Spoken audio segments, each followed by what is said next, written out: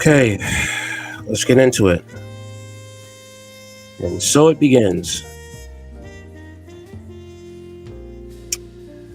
All Talk Radio live in 4K. Fair use.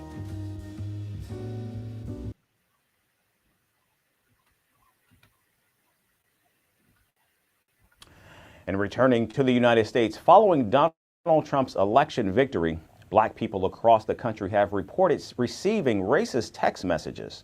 The messages read that the recipients have been selected to pick cotton and must report to the nearest plantation, sparking outrage because of the historic and systemic racism against African Americans.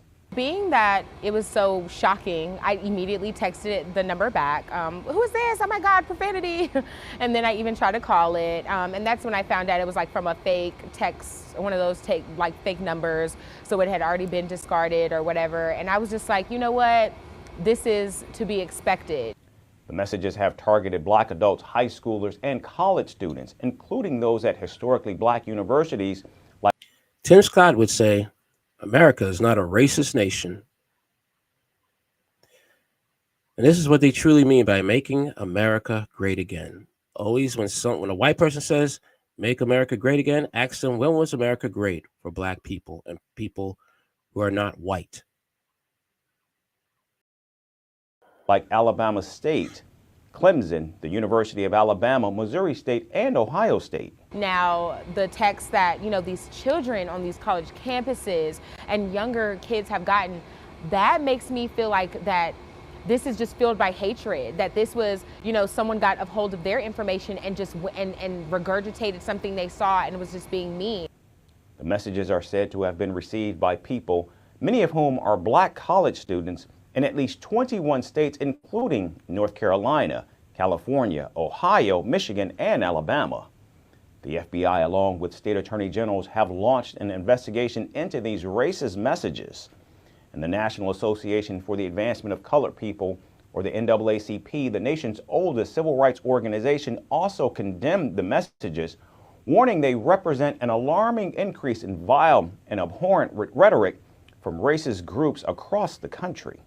And our response is to remind the young people where they come from, who they are, and that we do not sit back and allow people to threaten us without a response, a nonviolent, peaceful response, but a forceful response, that this is our country.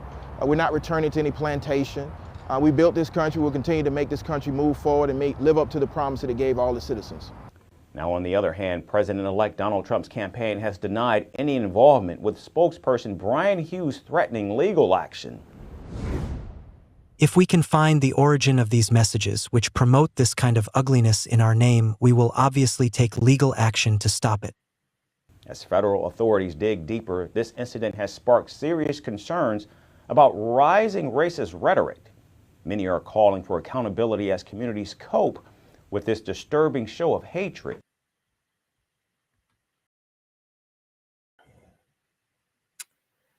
I don't know what to say about that, because many white supremacists feel emboldened by Trump. Okay? They feel that now America is back the way they want it. Okay? According to the Southern Poverty Law Center based in Montgomery, Alabama, young black people in Alabama, Georgia, and across the country received racist text messages from unknown numbers the day after the historic 2024 presidential election. I know America isn't this, said Deverix Adams, a 27-year-old in Smyrna, who's received one of the racist texts. Federal Bureau of Investigation said Thursday it is aware of the offensive and racist text messages sent to individuals around the country and is in contact with the Justice Department and other federal authorities on the matter. Adams, who is black and said received the racist text messages at 2:30 p.m. on Wednesday, the day after the election. He believes the timing of the text suggests it was inspired by the election win by President and now President-elect Donald Trump. I believe that all of his bullies they feel empowered by the hate he spews. I'm not going to let that hate get to me. I'm not going to sit here and take it, Adams proclaimed. A spokesperson for Trump's campaign said the president-elect has no connection to the text messages. Johnson Salvo said his 16-year-old son, McDonough, received the racist text while walking to school after the election. We don't know who's behind it, which is very scary right now, said Sainville. Sainville, who has a background in IT, said he tried to track down the source of the message. He called the number back on the voicemail and heard the sender use the platform called TextNow. In a statement, TextNow said it has uncovered that one or more of our accounts was used to send text messages in violation of our terms of service.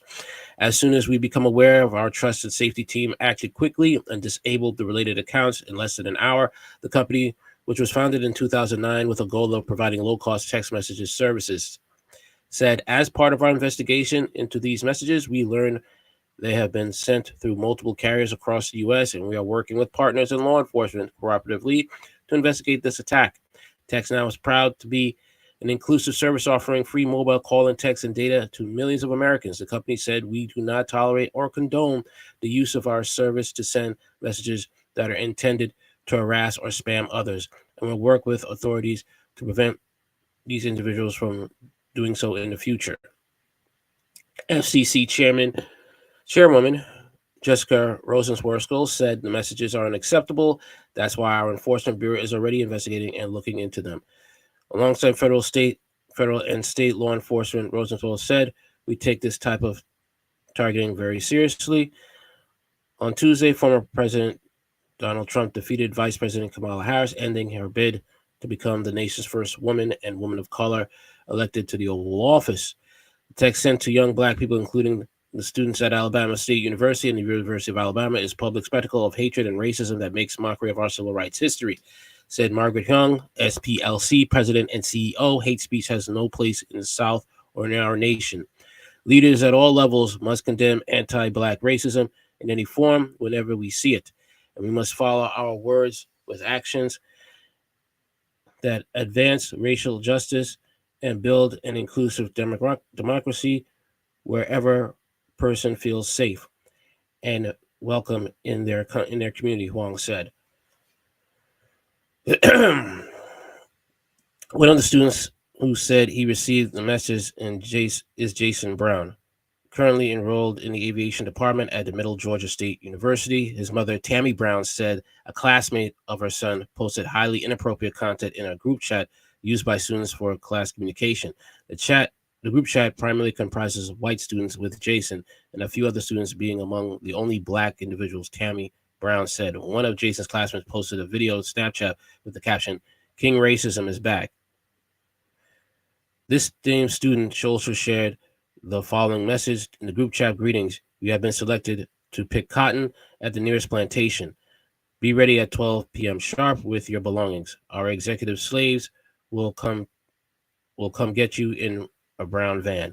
Be prepared to be searched down once you enter the plantation. You're in Plantation Group S.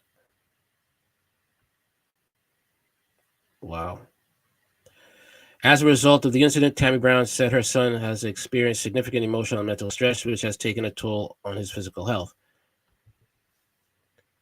He was unable to attend classes on November 6th and 7th and was seen by a medical physician who provided a note excusing him from school for a few days. The anxiety and nervousness caused by this event have deeply affected him, leading to his decision to not return to the university for the remainder of the semester. Tammy Brown said her son has decided to withdraw from his current course, is requesting his withdrawal without penalty or repercussions, is urging the university to conduct an investigation and take appropriate disciplinary measures, and that Middle Georgia State University strengthen its anti-discrimination policies, support services, and diversity training. Georgia NAACP President Gerald Griggs condemned the text messages and said the organization is working closely with law enforcement and is contacting elected officials. Those who are doing it need to understand we fought the Klan once and won. We'll fight again and win, said Griggs.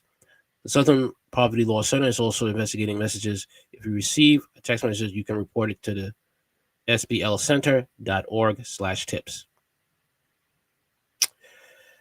Okay, so I think it's best to have your sons and daughters enroll in self-defense. All right. And to pick their friends wisely, because it's getting real out here. Stay away from Black MAGA supporters. Okay. Just stay away from them. They're not going to understand what's going on until it hits them in the face.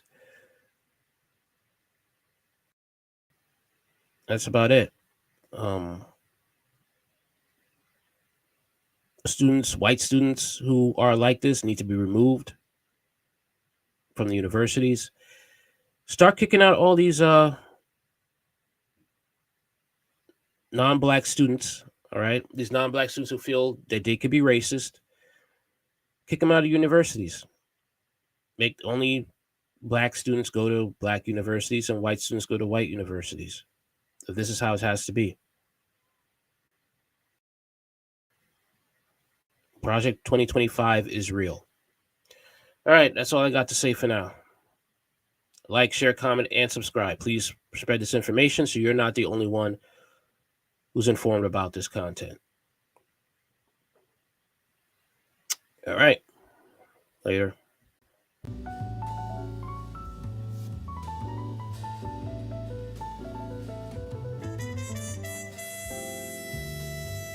Like, share, comment, and subscribe.